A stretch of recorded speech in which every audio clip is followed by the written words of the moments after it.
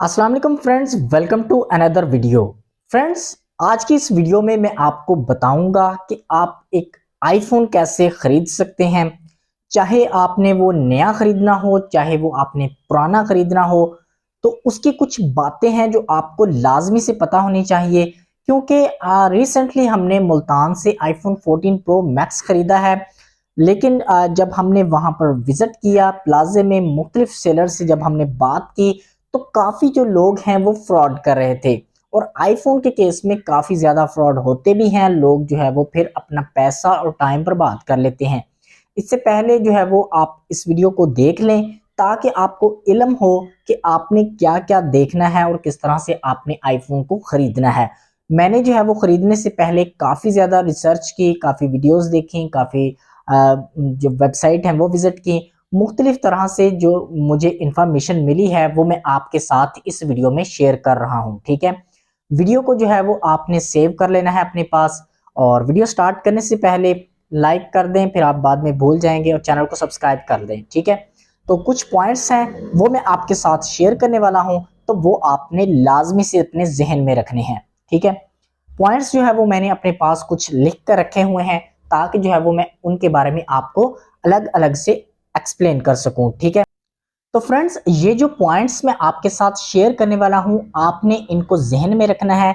चाहे आप नया आईफोन खरीद रहे हैं, चाहे आप पुराना आईफोन खरीद रहे हैं, ये पॉइंट्स आपने लाजमी से चेक कर लेने हैं।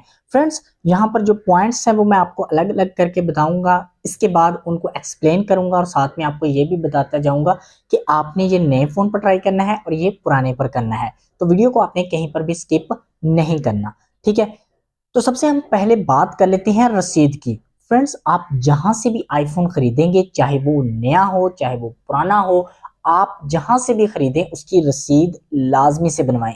अगर तो आप किसी दुकान से खरीदते हैं तो उस दुकानदार से आपने रसीद बनवा लेनी है, ताकि जो है वो आपके पास प्रूफ रहे कि आपने ये आईफोन इस दुकान से खरीदा है। और अगर आप किसी बंदे से खरीद रहे हैं तो उसके आईडी कार्ड की कॉपी आपने लाजमी से लेनी है।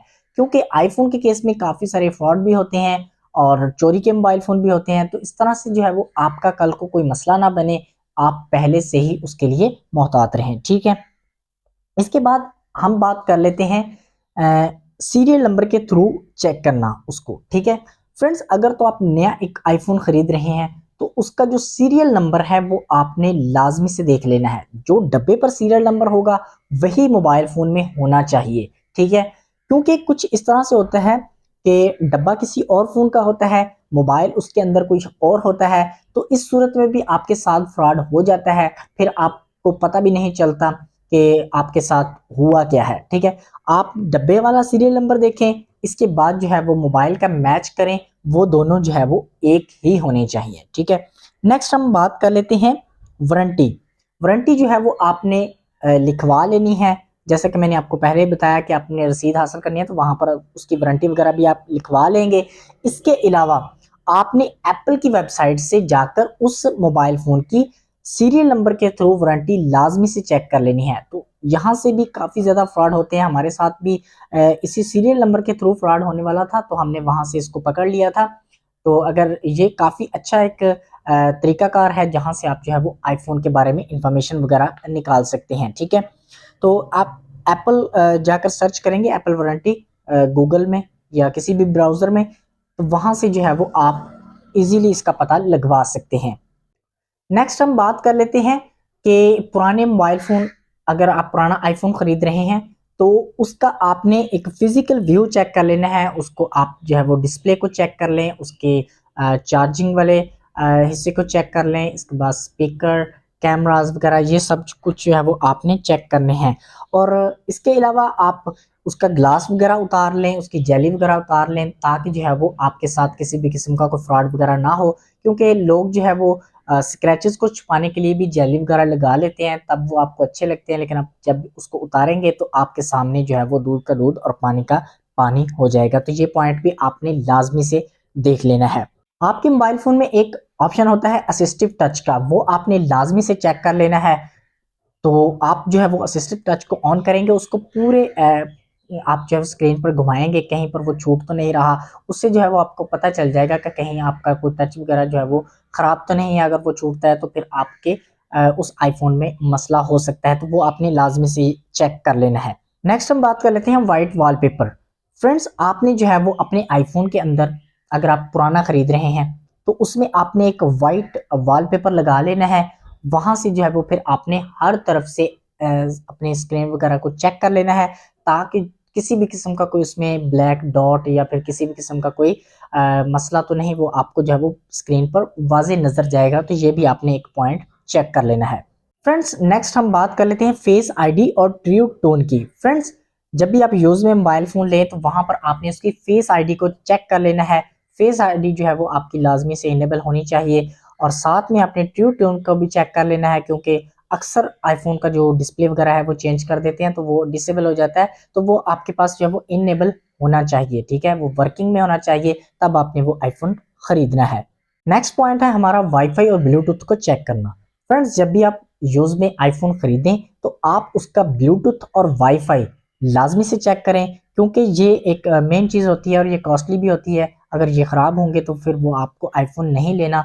आपने जो है वो इनको लाजमी से चेक कर लेना है, ये वर्किंग में होने चाहिए। नेक्स्ट हम बात कर लेते हैं IMEI नंबर की। फ्रेंड्स, जब भी आप अपना आईफोन खरीदें, खासकर अगर वो फिजिकल सिम वाला है, तो आप उसकी सिम ट्रे के थ्रू चेक करें, उसका जो IMEI नंबर है वो मैच होना चाहिए मोबाइल फोन के साथ, क्योंकि जो है बाज़ दफ़ा वो चेंज कर देते हैं, तो उससे जो है वो फिर आपको आइडिया हो जाता है कि इस मोबाइल फ़ोन के साथ कुछ गड़बड़ की है। सो इसलिए आपको ये भी चेक कर लेना है। और इसके बाद जो IMEI के थ्रू आपने किसी भी वेबसाइट पर जो IMEI चेक करने वाली होती हैं, उन पर आपने जाकर उसको वेरीफाई कर लेना है कि आया कि वो IMEI उसी मोबाइल फ़ोन का है, उसी मॉडल का है। सो आपने इनको लाजमी से चेक कर लेना है।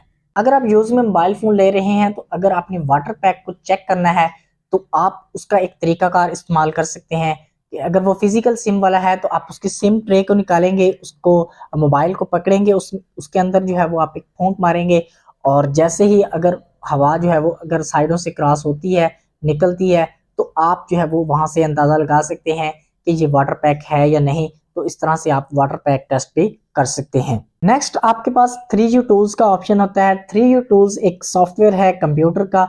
आप जो है वो जाकर उसको डाउनलोड करें, छोटा सा सॉफ्टवेयर है, वहां से भी आप अपने आईफोन की इंफॉर्मेशन वगैरह ले सकते हैं, और काफ़ी जो डिटेल्स हैं वो इस सॉफ्टवेयर में आपको मिल जाती हैं। अगर आपके साथ अगर आपके आईफोन के साथ कोई भी छेड़छाड़ हो तो ये आपको वहां पर बता देता है, कोई पार्ट्स वगैरह चेंज हो तब भी ये आपको वहां पर बता देता है। तो उसके साथ जो है वो आपको चेक कर लेना है। यूज में अगर आप मोबाइल फोन ले रहे हैं और आपने उसकी बैटरी टेस्ट करनी है तो उसका भी एक तरीकाकार है। सबसे पहले कैमरा को ओपन करें, फोटोज में जाएं, और वहां पर आप 300 से 400 फोटो का ब्रस्ट मारें, ठीक है। अगर उसके दौरान आप 3-4% बैटरी आपकी डाउन होती है तो कोई मसला नहीं है। अगर फिर 8-9-10% जब वो डाउन होती है तब वो बैटरी हेल्थ जो है वो अच्छी नहीं है, बैटरी वो ठीक नहीं है, वो आपको आईफोन खरीदना नहीं चाहिए। जब भी आप यूज में आईफोन लें तो आपने चेक कर लेना है कि वो बाईपास नहीं होना चाहिए, iCloud लॉक नहीं होना चाहिए, क्योंकि इससे फिर आपके लिए मसला बनेगा। सो इसलिए आपने लाजमी से चेक कर लेना है। जब भी आप आईफोन यूज में खरीदें तो वहां पर उसकी एप्पल आईडी अगर लगी हुई है तो उसको कहें आप इसको साइन आउट करें, इसको रीसेट मारें और इसके बाद साइन इन करें, तो आपको वहां से अंदाजा हो जाएगा कि ये बाईपास तो नहीं है, क्योंकि अगर बाईपास होगा तो फिर वो लॉक पर आ जाएगा। सो इसलिए जो है वो आपको वहां से भी अंदाजा हो जाएगा। नेक्स्ट, अगर आपको रीजन वगैरह चेक करना है कि आपका आईफोन किस रीजन से है, तो अल्फाबेट के आप 3 जो लास्ट वाले वर्ड्स होते हैं वहां से आपको पता चल जाएगा। जैसे LLA होता है इसके अबाउट में, ठीक है, तो वहां से आपको ये पता चल जाएगा कि ये अमेरिका का है या किस रीजन का है। मुख्तलिफ रीजन्स के मुख्तलिफ नंबर्स होते हैं, वो आप गूगल पर सर्च कर सकते हैं। अगर आप यूज में फोन खरीद रहे हैं तो एक और तरीकाकार भी है, फोन डॉक्टर एक एप्लीकेशन है, ऐप स्टोर से आपको इजीली मिल जाती है, छोटी सी एप्लीकेशन है।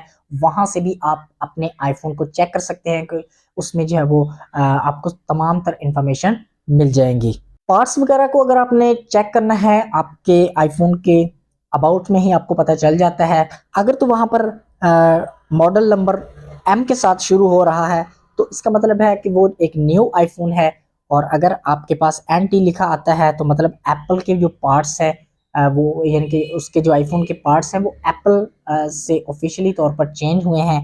इसके अलावा अगर एफ से शुरू होता है तो फिर वो रिफर्बिश्ड मोबाइल फ़ोन है। तो यहाँ से भी आपको पता चल जाएगा मॉडल नंबर से। बाईपास मोबाइल फ़ोन को आपने किस तरह से चेक करना है, उसके एक तो IMEI नंबर जो है वो शो नहीं होंगे। इसके अलावा मॉडर्न फर्मवेयर होता है जनरल अबाउट में, आप जाकर चेक करेंगे तो वो भी शो नहीं होगा।